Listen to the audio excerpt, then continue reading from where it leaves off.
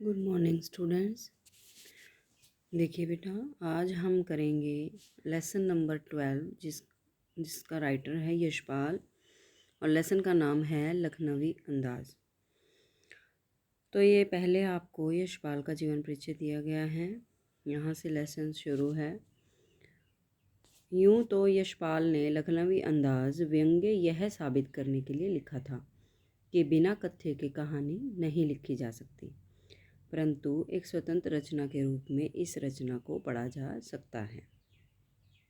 यशपाल उस पतनशील सामंती वर्ग पर कटाक्ष करते हैं जो वास्तविकता से बेखबर एक बनावटी जीवन शैली का आदी होता है। मतलब क्या है इस कहानी में मतलब कुछ अपने जैसे अंदाज का, लखनवी अंदाज का, यानी कि वो क्या कर रहे हैं, दिखावा करते हैं। तो वो कहना चाहता है कि यहाँ पर बनावटी यानी कि दिखावे शैली का आदी है, वो वास्तविकता से बेखबर। कहना ना होगा कि आज के समय में भी ऐसे परजीवी संस्कृति को देखा जा सकता है। लेसन देखिए, लखनवी अंदाज का मतलब ही क्लियर है। लखनऊ का जो अंदाज होता है वो किसी व्यक्ति में देखा जा रहा है, वो अपना क्या है उसको दिखा रहा है अपने आप में। मुस्सिल की पैसेंजर ट्रेन चल पड़ने की उतावली में फुंकार रही थी। आराम से सेकंड क्लास में जाने के लिए दाम अधिक लगते हैं। दूर तो जाना नहीं था। भीड़ से बचकर एकांत में नई कहानी के संबंध में सोच सकने और खिड़की से प्राकृतिक दृश्य देख सकने के लिए टिकट सेकंड क्लास का ही ले लिया। ये जो लेखक है उसकी बात बता रहा है। गाड़ी छूट रही थी। सेकंड क्लास के एक छोटे डिब्बे को खाली समझकर जरा दौड़कर उसमें चढ़ गए। अनुमान के प्रतिकूल डिब्बा निर्जन ही था। निर्जन यानी कि कोई उसमें व्यक्ति नहीं था। एक बर्थ पर लखनऊ की नवाबी नस्ल के एक सफ़ेद पोश सज्जन बहुत सुविधा से पालथी मारे बैठे थे। पालथी का मतलब वही है, चौकड़ी लगाकर बैठे थे। सामने दो ताजे चिकने खीरे तौलिए पर रखे थे। डिब्बे में हमारे सहसा कूद जाने से सज्जन की आंखों में एकांत चिंतन में विघ्न का असंतोष दिखाई दिया। यानी कि जब वो आ जाता है तो उसे क्या है कि उसे विघ्न लगता है कि आ गया है अब डिब्बे में, और मेरे जो मैं आराम से बैठा था अब उसमें विघ्न हो गया। यह भी कहानी के लिए सूझ की चिंता में हो या खीरे जैसी अपदार्थ वस्तु का शौक करते देखे जाने के संकोच में हो। नवाब साहब ने संगति के लिए उत्साह नहीं दिखाया। हमने भी उनके सामने की बर्थ पर बैठकर आत्मसम्मान में आंखें चुरा ली। मतलब क्या है कहने का कि जैसे वो आए हैं उनके साथ बोलचाल नहीं करना चाहते थे, तो लेखक ने भी ऐसे ही किया। उन्होंने भी अपना आत्मसम्मान बचाते हुए अपनी आंखें उनसे चुरा ली, यानी कि आंख नहीं मिलाई। थाली बैठे कल्पना करते रहने की पुरानी आदत है। नवाब साहब की असुविधा और संकोच के कारण का अनुमान करने लगे उसके भाई वो उसे असुविधा और संकोच किस कारण से हुआ। नवाब साहब ने बिल्कुल अकेले यात्रा कर सकने के अनुमान में किफ़ायत के विचार से सेकंड क्लास का टिकट खरीद लिया हो, और अब वह गवारा ना हो कि शहर का कोई भी सफ़ेद पोश उन्हें मंझले दर्जे में सफ़र करता देखे। अकेले सफ़र का वक्त काटने के लिए ही खीरे खरीदे होंगे, और अब किसी सफ़ेद पोश के सामने खीरा कैसे खाए। हम कनखियों से नवाब साहब की ओर देख रहे थे। नवाब साहब कुछ देर गाड़ी की खिड़की से बाहर देखकर स्थिति पर गौर करते रहे।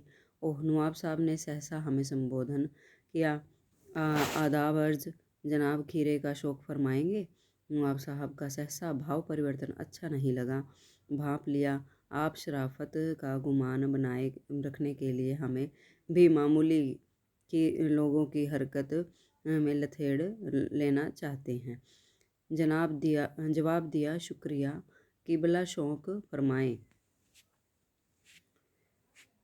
नवाब साहब ने फिर एक पल खिड़की से बाहर देखकर गौर किया और दृढ़ निश्चय से खीरों के नीचे रखा तौलिया झाड़कर सामने बिछा लिया। सीट के नीचे से लोटा उठाकर दोनों खीरों को खिड़की से बाहर धोया और तौलिए से पोंछ लिया। जेब से चाकू निकाला, दोनों खीरों के सिर काटे और उन्हें गोद गोद कर झाग निकाला। फिर खीरों को बहुत एहतियात से छीलकर फाँकों को करीने से तौलिए पर सजाते हुए। लखनऊ स्टेशन पर खीरा बेचने वाले खीरे के इस्तेमाल का तरीका जानते हैं। ग्राहक के लिए जीरा मिला नमक और पिसी हुई लाल मिर्च की पुड़िया भी हाजिर कर देते हैं। नवाब साहब ने बहुत करीने से खीरे की फाँकों पर जीरा मिला नमक और लाल मिर्च की सुर्खी बुरक दी। उनकी प्रत्येक भाव भंगिमा और जबड़ों के कारण के स्फुरण से स्पष्ट था कि उस प्रक्रिया में उनका मुख खीरे के रसास्वादन की कल्पना से प्लावित हो रहा था। हम कनखियों को से देखकर सोच रहे थे मियाँ रईस बनते हैं, लेकिन लोगों की नज़रों से बच सकने के ख्याल में अपनी असलियत पर उतर आए हैं। नवाब साहब ने फिर एक बार हमारी ओर देख लिया। वल्लाह शौक कीजिए, लखनऊ का बालम खीरा है। नमक मिर्च छिड़क दिए जाने से ताज़े खीरे की पनियाती फाँकें देखकर पानी मुंह में जरूर आ रहा था, लेकिन इनकार कर चुके थे। आत्मसम्मान निभाना ही उचित समझा। उत्तर दिया, शुक्रिया। इस वक्त तलब महसूस नहीं हो रही है। मैदा भी ज़रा कमज़ोर है। हाँ, मतलब पेट की बात कर रहे हैं कि पेट में भी ज़रा कुछ परेशानी चल रही है। किबला शौक फरमाएं। नवाब साहब ने सतृष्ण आँखों से नमक मिर्च के संयोग से चमकती खीरे की फाँकों की ओर देखा। खिड़की के बाहर देखकर दीर्घ निश्वास लिया। खीरे की एक फाँक उठाकर होठों तक ले गए। फाँक को सूंघा, स्वाद के आनंद में पलकें मूंद गई। मुंह में भर आए पानी का घूंट गले से उतर गया। तब नवाब साहब ने फाँक को खिड़की से बाहर छोड़ दिया। नवाब साहब खीरे की फाँकों को नाक के पास ले जाकर वासना के रसास्वादन कर खिड़की के बाहर फेंकते गए। नवाब साहब ने खीरे की सब फाँकों को खिड़की से बाहर तौलिए से हाथ फेंक कर तौलिए से हाथ और होठ पोंछ लिए और गर्व से गुलाबी आँखों से हमारी ओर देख लिया, मानो कह रहे हो ये है ख़ानदानी रईसों का तरीका। मतलब उसने खुद खाए नहीं और वो बाहर फेंक दिए कि रईस ऐसे ही करते हैं। नवाब साहब खीरे की तैयारी और इस्तेमाल से थक कर लेट गए। हमें तस्लीम से में सिर खम कर लेना पड़ा। यह है ख़ानदानी तहजीब, नफाजत सत और नजाकत। हम गौर कर रहे हैं खीरा इस्तेमाल करने से के इस तरीके को खीरे की सुगंध और स्वाद की कल्पना से संतुष्ट होने का सूक्ष्म, नफीस और अब्स्ट्रैक्ट तरीका ज़रूर कहा जा सकता है, परंतु क्या ऐसे तरीके से उदर की तृप्ति हो सकती है? नवाब साहब की ओर उदर मतलब पेट की तृप्ति हो सकती है।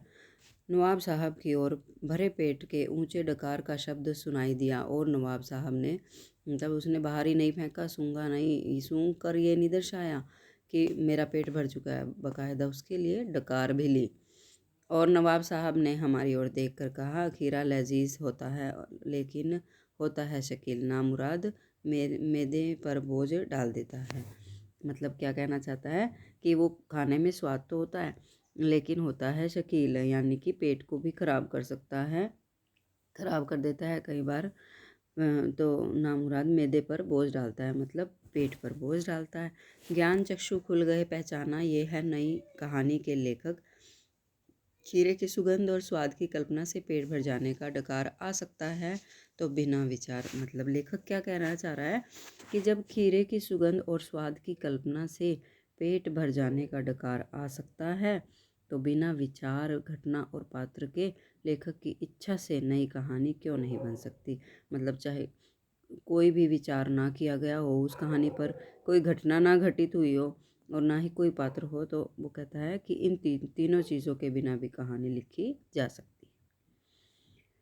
ठीक है बेटा, मैंने आपको ये लेसन कंप्लीट करा दिया है, समझा दिया है। आप कल नेक्स्ट वीडियो में हम इसके क्वेश्चन आंसर करेंगे। आप इस लेसन को एक बार पढ़ लें दोबारा